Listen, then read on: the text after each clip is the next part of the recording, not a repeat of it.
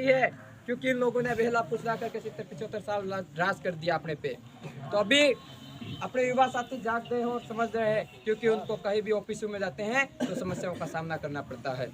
तो आप लोगों को भी जो युवा साथी काम कर रहे हैं उनका साथ देना होगा। अगर आप लोग साथ देते हो तो अगर हम लोग आप सभी लोग साथ देते हो, हम विधानसभा में जाते हैं तो सबसे पहले जो ये सड़कों की हालत देख रहे हो आप, अभी भी हम आए, आपकी सड़क की हालत बहुत घटिया है।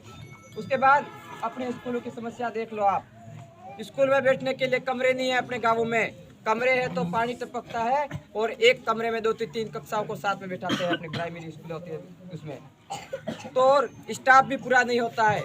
उसके बाद गोविंद भाई ने हॉस्पिटल की समस्या बताई थी एक, कि हॉस्पिटल में अपन लोग जाते हैं तो अपन को सिर्फ टेबलेट देते हैं, टेबलेट भी कितनी बजे तक देते हैं, 2 से 3 बजे के आसपास देते हैं। तो भाई हमारा कोई मरीज होता है, बीमार होता है तो टाइम देख के होता है क्या, क्योंकि हमारा कोई भाई रात को बीमार हो सकता है, शाम को बीमार हो सकता है, तो उसको 24 घंटे सेवा उपलब्ध होनी चाहिए।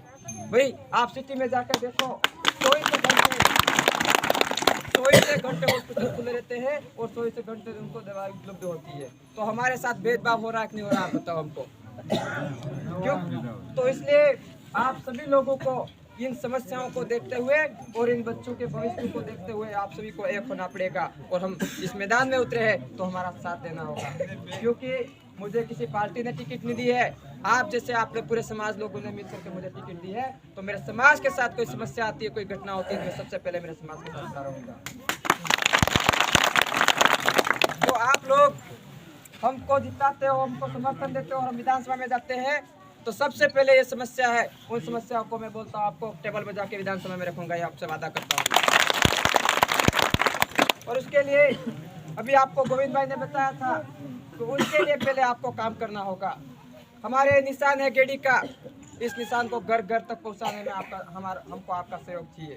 आपको जिम्मेदारी दे के जा रहे हैं हम, कि इस निशान को आप घर घर तक पहुंचाओगे, हर व्यक्ति तक पहुंचाओगे, तो हम लोग निश्चित तौर पर जीतेंगे। और आपको घर घर पहुंचाने के बाद अपने सगा संबंधियों को भी बताना है, क्योंकि आप जितना बताओगे, जितना अगर लोगों को समझाओगे, उतना ही अपन देर से चुनाव जीतेंगे। आज आप यूँ नहीं सोचे कि हम जाडोल प्लासे में काम कर रहे हैं, अपन जितना जाडोल प्लासे में काम कर रहे हैं उतने ही साथी अपने कोटा में काम कर रहे हैं, कोटा के साथी अपने साथ में भी आए हुए हैं। हाँ, तो इसलिए आप सभी लोग मिलजुल के बढ़िया अच्छे से साथ सहयोग दे। यहाँ से मुकेश जी है, गोविंद भाई है, यहाँ से पूरी टीम काम कर रही है, तो आप सभी लोगों को उनके साथ में मिलकर के काम करना होगा और आप लोगों को हमारे इस गेड़ी के निशान पे बटन दबाना होगा। और एक और बात बोल के जा रहा हूँ, आप लोग हमारा साथ देते हो। वैसे आज की तारीख में अपन चुनाव जीत रहे हैं, और ये बात बोल रहा हूँ, चुनाव का परिणाम चाहे कोई भी रहे, किसी भी प्रकार से कोई भाई के साथ समस्या आती है, कोई घटना होती है, आधी रात को फोन करना, मैं आपके बीच में खड़ा हूं। तो हमारे पास टाइम की कमी है और हम पहले से लेट हो गए, हमारे आगे भी बैठक है, तो मैं अपनी बात को ही रखता हूँ। जय जोहार, जय आदिवासी, जय विपद। दादा ने हमारे को बहुत अच्छी जानकारी दी। अगली कड़ी में मैं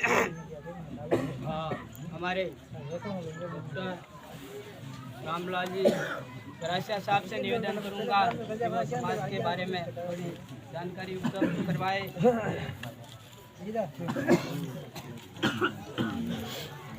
मैं इस मंच के भारतीय आदिवासी पार्टी के मंच से आप सब लोगों का तहे दिल से स्वागत करता हूं। और मेरा ये निवेदन है कि अपने आदिवासी पार्टी की तरफ से दिनेश पांडोर साहब को जो प्रत्याशी बनाया है, इनको हर क्षेत्र से हमको भारी बहुमतों से जिता के जयपुर भेजना है।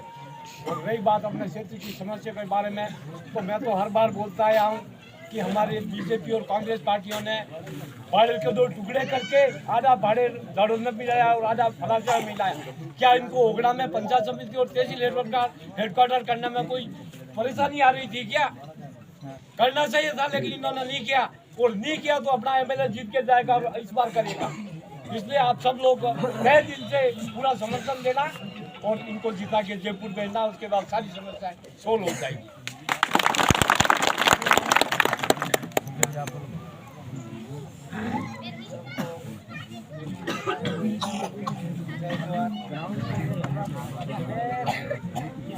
दो शब्द कहना चाहता हूँ, आपके पास कुछ टाइम थोड़ा कम है।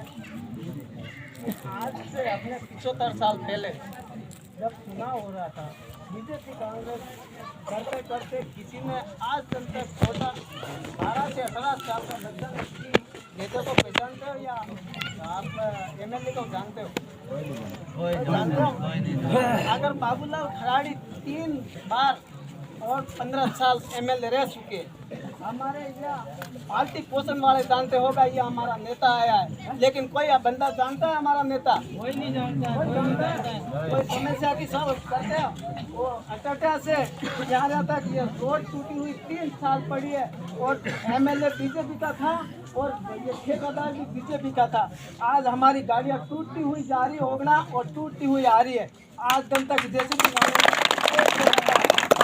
बीजेपी वाला नेता और बीजेपी वाले ठेकेदार आज दिन तक अपने कोई सुनवाई नहीं की।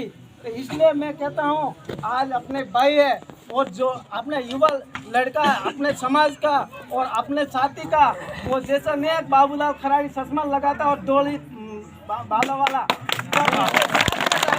अपन को नहीं पहचानता है और आज गाड़ी में जाया और गाड़ी में आता है और अपन राम राम करते हैं, वो कभी नहीं सिर झुका के नहीं निकलता है। लेकिन अपना बंदा आया है, मैं कहता हूँ हमारे साथी को गेड़ी पे वोट दे के और विजेता बनाओ अपना बंदा को। अगर 12 साल से 15 साल का बच्चा अगर पैसा में नहीं पहचाना कर, ये मेरी गारंटी लेके देता हूँ। और साहब को ये भी कहता हूँ कि आप हमारे हो और हम आपके, लेकिन हमारे एरिया में हफ्ते में तो नहीं, लेकिन मैं इतना कहना चाहता हूँ कि महीने में एक बार जरूर राउंड काटोगे और हमारे पंचायत में आगे हमारे समस्या का समाधान करोगे आप। लेकिन आपके पास टाइम नहीं है, हमारे पास इतना कहना चाहता हूँ कि आप राणपुर ग्राम पंचायत राणपुर के अंदर छाती ठोक के कहता हूँ 75%